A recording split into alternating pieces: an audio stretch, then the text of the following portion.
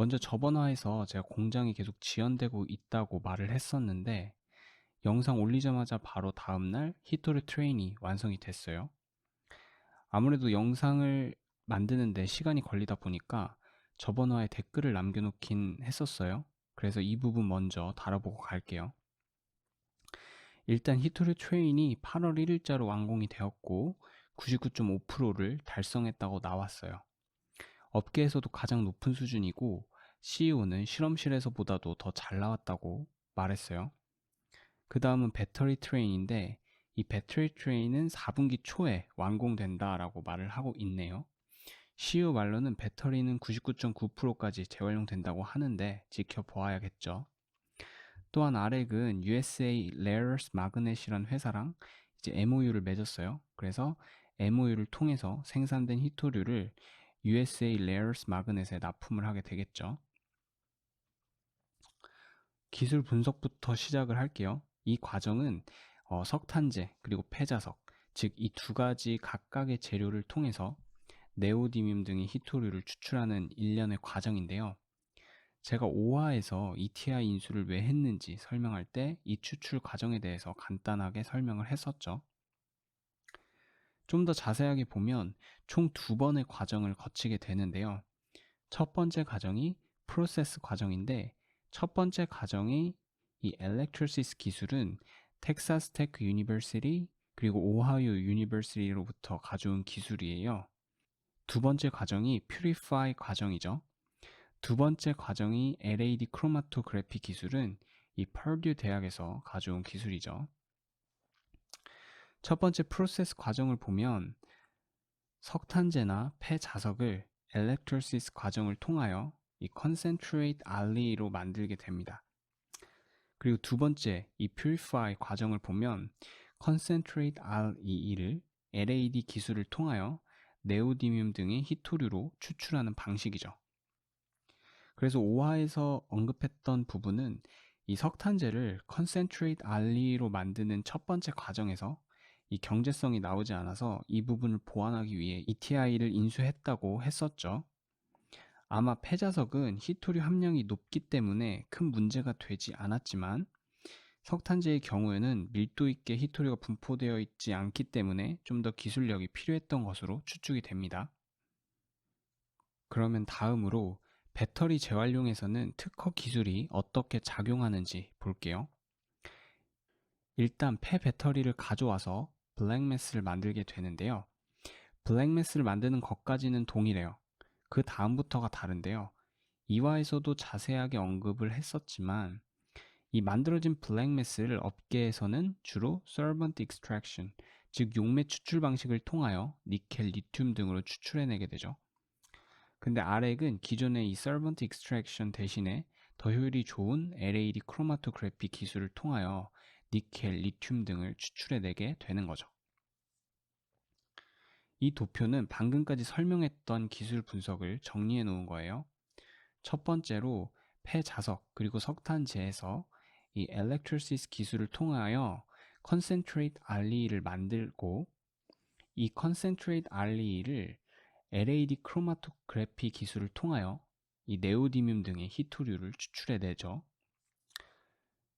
두 번째, 폐배터리 재활용에서는 기존의 업계들의 방식과 다를 바 없이 블랙매스를 만들게 되고 이 만들어진 블랙매스를 LAD 크로마토그래피 기술을 통하여 니켈, 리튬 등을 재활용해내게 되는 것이죠. 당연히 블랙매스를 만드는 것보다 블랙매스에서 니켈, 리튬을 추출하는 것이 부가가치가 더 높아요. 아렉 두 번째 공장에 대한 계획도 추가로 나왔어요. 내용을 보시면 크게 재활용 공장을 지을 것이다 라는 거고요. 두 번째 공장을 짓는 데 들어가는 비용은 증자 없이 진행한다고 하네요. 다음으로 아렉의 두 번째 공장 목표치가 좀 더 구체화가 되었는데요. 그래서 이 부분을 참고로 해서 라이사이클이라고 하는 미국 배터리 재활용 회사와 비교를 해보고 비교를 통해 아렉이 저평가되어 있는 것인지 한번 살펴볼게요. 먼저 들어가기에 앞서서 이 라이사이클의 스포크와 그리고 허브에 대해서 이야기를 해볼게요. 라이사이클은 이 스포크와 허브로 구성이 되어 있는데요. 간단하게 보면 스포크는 폐 배터리를 처리하여 블랙매스로 바꾸는 과정이고요. 허브는 이 블랙매스를 처리하여 니켈, 리튬 등으로 바꾸는 과정이에요. 당연히 허브 과정이 부가가치가 더 높겠죠. 아렉으로 비교하면 LAD 크로마토그래피 기술이 들어가는 과정이 이 허브 과정으로 볼 수 있겠죠. 라이사이클의 허브는 완공된 상태는 아니고 2023년 완공 예정이라고 하네요. 개인적으로 2023년 완공이라고 하면 빨라야 2023년 말이고 보통은 2024년 초로 생각해야 되지 않을까 싶습니다. 제가 가져온 자료는 위에는 아렉의 목표치이고요. 아래에는 라이사이클의 목표치예요. 아렉을 먼저 보면 2025년까지 95,000톤의 블랙매스를 처리하여 니켈, 리튬 등을 추출해내고요. 6,000톤의 폐자석을 처리하여 히토류를 추출해내는 것이 목표예요. 라이사이클은 2023년까지 65,000톤의 폐 배터리를 처리하여 블랙매스를 추출하고 35,000톤의 블랙매스를 처리하여 니켈, 리튬 등으로 추출하는 것이 목표이죠. 아렉이 2025년까지 95,000톤의 블랙매스를 처리하는 것이 목표니까 단계적으로 보면 2023년까지 3만 톤의 블랙매스를 처리한다고 예상해보죠. 그럼 라이사이클은 2023년까지 35,000톤의 블랙매스를 처리하는 것이 목표이니까 두 회사의 목표치는 거의 비슷하다는 것을 알 수가 있어요. 그리고 아렉이 좀 더 기술력이 좋아요. 아렉은 LAD 크로마토그래피 기술로 99% 순도까지 재활용을 해내고요. 라이사이클은 95%까지 재활용을 해낼 수 있죠. 그런데 재밌는 건 2022년 9월 30일 기준으로 보면 라이사이클의 시총은 9억 3천만 달러고 아렉은 1억 7천만 달러예요. 현재 라이사이클의 시총이 아렉보다 5배 이상 높게 평가되어 있다는 거예요. 목표 생산 규모도 거의 비슷하고 기술력도 아렉이 더 좋은데 5배나 낮게 가치가 형성되어 있다는 것만 보더라도 아렉이 얼마나 저평가되어 있는지 알 수가 있죠. 아렉 CEO가 계속 회사가 저평가되어 있다라고 하는 말이 그냥 하는 말은 아닌 것 같아요. 개인적으로도 이 저평가된 부분은 결국 언젠가는 해소될 것이다 라고 생각을 해요. 제가 이 버지니아주 채권을 4화에서 다룬 적이 있었는데요. 사실 제가 4화에서 다뤘을 때는 2022년 상반기에 발행이 된다고 했었는데 이 부분이 늦춰졌어요. 이 기사는 8월 기사인데요. 90일 이내에 된다고 하니까 2022년도인 올해 안으로 보시면 될 것 같아요. 업데이트된 내용들을 한번 살펴보면 4,500만 달러의 버지니아주 채권과 함께 490만 달러의 세액공제 형태로 추가로 지원을 받게 되고요. 그리고 이 돈들은 회사의 WCC 컴플렉스를 위해 쓰이게 될 돈들인데요. 올해 말까지 돈을 받으면 내년 초에 착공 예정인 곳이에요. 그럼 이 WCC 컴플렉스가 뭐 하는 곳인지 한번 살펴볼게요. 이 WCC 컴플렉스를 이해하기 위해서는 앞에 기술 분석 부분을 알고 계셔야 해요. 이 WCC 컴플렉스는 이 카본 채굴도 하면서 엘렉트로시스 기술도 실현되는 곳이라고 하죠.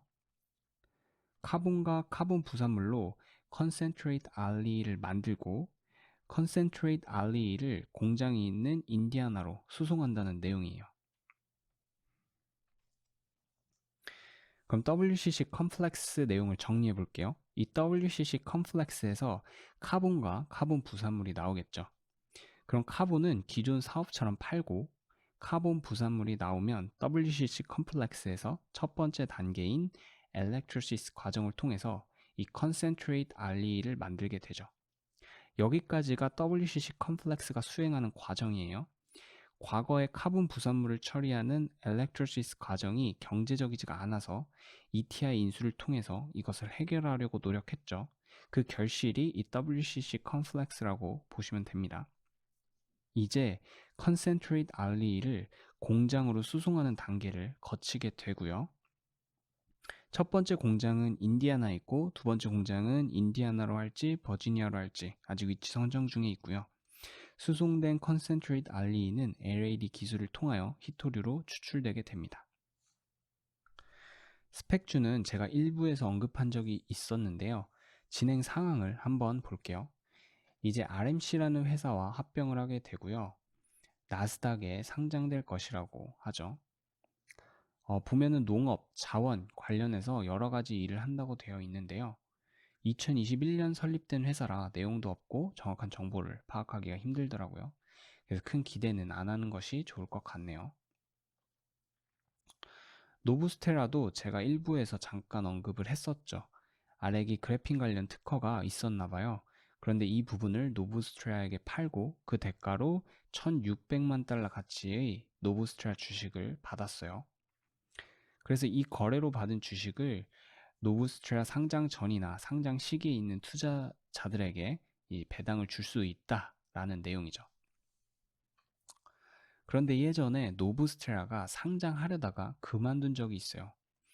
상장 마지막 단계까지 갔었는데 마켓이 안 좋았고, 그러다 보니 IPO 시장도 좋지 않았고, 노브스트라의 가치가 제대로 반영되지 못하는 부분을 원치 않았기 때문에 상장을 못했다고 하죠. CEO는 노브스트라의 가치를 4천만 달러로 나스닥에 상장하고 싶어 한 것 같아요. 그래서 결론적으로 노브스트라 IPO 노력을 계속 하겠다는 내용이에요.